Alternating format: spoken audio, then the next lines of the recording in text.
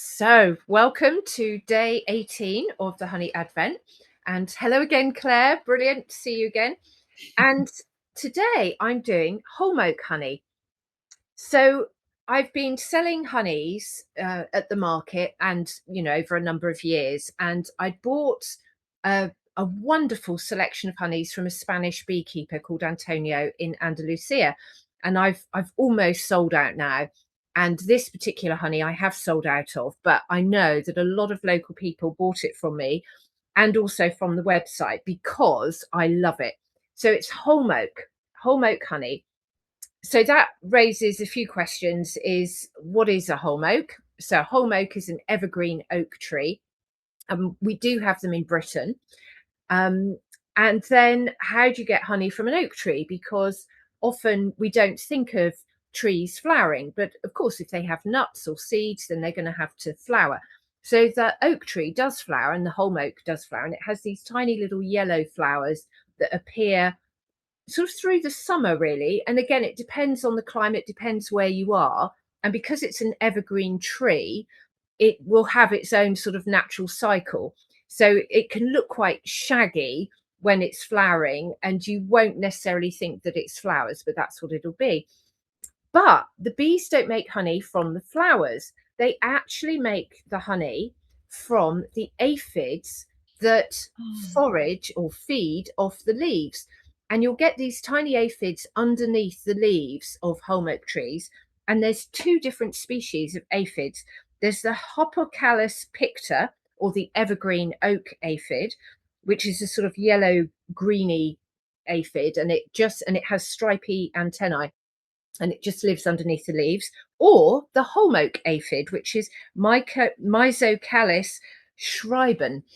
And that is a pale yellow aphid, and I've got a photograph of it with a dark head and small dark spots on the abdomen. And they are active year round.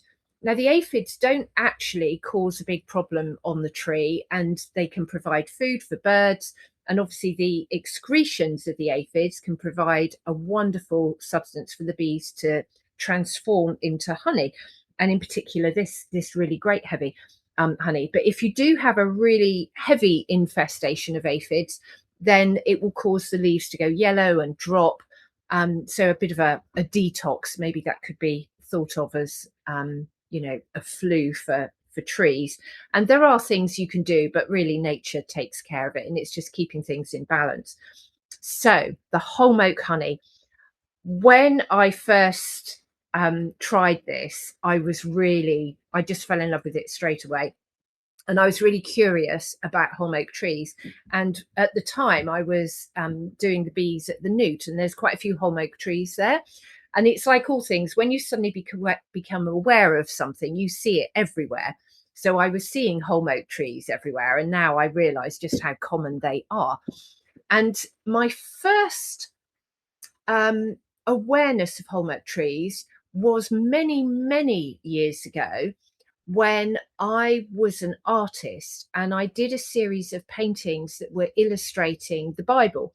And I did a series of angels, and I just loved researching, fables and mythology, but as well as religion. So I would read a lot of Bibles, and the holm oak is mentioned in the Bible, and I can't remember what in relation to, but it must have been more than once.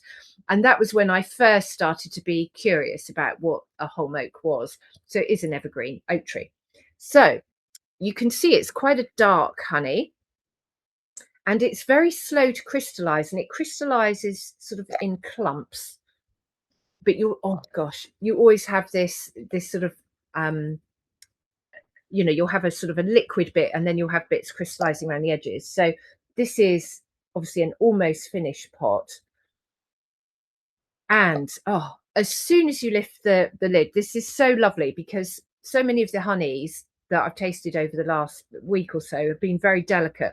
This is not delicate, it's a real strong smell. The moment you lift the lid off, you just get this rich phenolic mineral, um, licorice, oh, burnt sugar, just an amazing aroma.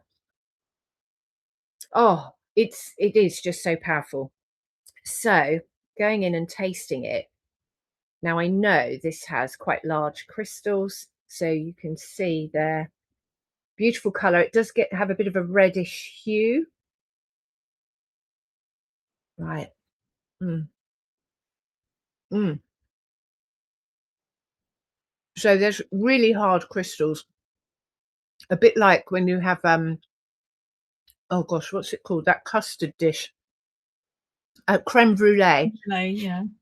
You know, you'll get this crusty crystal. Mm. And then what's interesting is the liquid honey is where the flavour is. So you get this wonderful, rich, dark, malty, bit of licorice. Oh gosh, yeah, just very complex, lots of layers in it, but amazing. I am gonna double dip because this is my pot. But mm. And then when you get left with the crystals, very little flavour at all.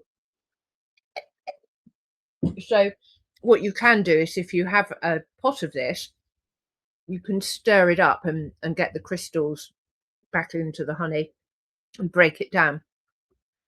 But what I've often said to people, because it's such a warming honey and because it's so rich in minerals, if you had flu, this is the honey I would have by the bed and I would just eat this. I would just stay in bed and just have, you know, 3 to 10 teaspoons of this a day.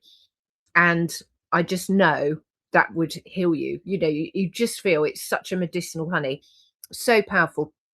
And the aftertaste, so I can still taste it, and it does just warm up your throat. It soothes it. Just an incredible honey. Mm. And yet you don't hear of it very often. And you know, I'm sad that I no longer have any of it to sell. But if ever you see Holm Oak honey, um, you know, it's a fine honey. And because of the way it's made, where it comes from, its trees, it's going to be high. You know, this is an organic one, but it's more likely to be chemical free because of, you know, where it's come from, as long as nobody's been spraying anything on the aphids. So really, really rich, warming honey, just something that you'd want through the winter months, and maybe to offset that balance of overindulgence through the festive season, both overindulgence of food, but also people. Yes. You know, it's nice to just sort of retreat and have a warming honey that really makes you feel comforted and just embraces that winter season. And quite often with evergreen trees in herbal medicine, there's something about the evergreen trees that they really do provide so much for us during the winter months. And you know, it's interesting that, you know, I don't think of that as a summer honey at all. I just think of it as a warm winter honey. And then you have this tree that is green and warming throughout the winter months. So there we go. So that is oh, and I suppose another thing to say, I did find on a Spanish website that they do use this, or they recommended, and historically or culturally in folklore, this honey would be used for anemia. So if people had really low iron in their blood, then because of the iron rich from the tree and from the aphids, and then the honey has been found to have a lot of iron, it's a really good way of absorbing the iron. Um, and also because of its maltiness, it's a really good honey to pair with meat and cheese. So, you know, you could use it instead of a chutney. So if you have your cold meats on Boxing Day, just put a dollop of Holm Oak honey on your beef or your turkey or ham or whatever, and I think that would be wonderful. And in actual fact, my husband always loves a ham, a gammon, and I like to cook it. And I drizzle honey at the end. I don't cook it in the honey, but when it's come out of the oven, then I will actually coat it in honey. So the warmth of the ham will melt the honey and the honey will get absorbed. And it's really not good to heat honey. So I think this would be a really good honey to put on the gammon. So so yes, I will move what I've got left. I've got one jar that I can't sell because it's got sticky and mucky. Mm. So I think that will go on the gammon this year for Christmas. So there we go. Any questions?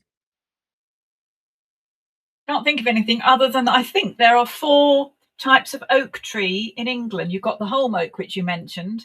Hmm. I think there's Turkey oak, obviously the Yeah. common oak, and I've got a vague feeling there was another one called Canadian oak, but there may be something else. But I've got a feeling there are 4 types of oak tree in Great Britain. Wow. Well, there might even be 5 because Mhm. when I bought this property, there was an oak tree that sadly died and had to be removed, which was called a French oak. Oh, not heard of that. No, I haven't either. So it could be another name for a Canadian oak. Oh, Yeah, it could be. I mean, you have French yeah. Canadians, don't you? Well, oh yeah, that's true. So, and then with the turkey oak, I believe that was sort of brought in, wasn't Yes, it? it It was. It's not wasn't. native, yes, but it's a No. very beautiful tree. It's got quite Mm. big leaves as well.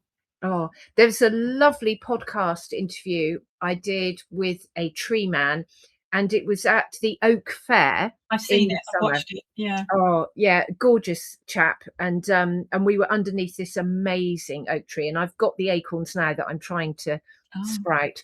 But yeah, so oaks, wonderful, and I think how lovely to bring oaks into our festive advent. yes.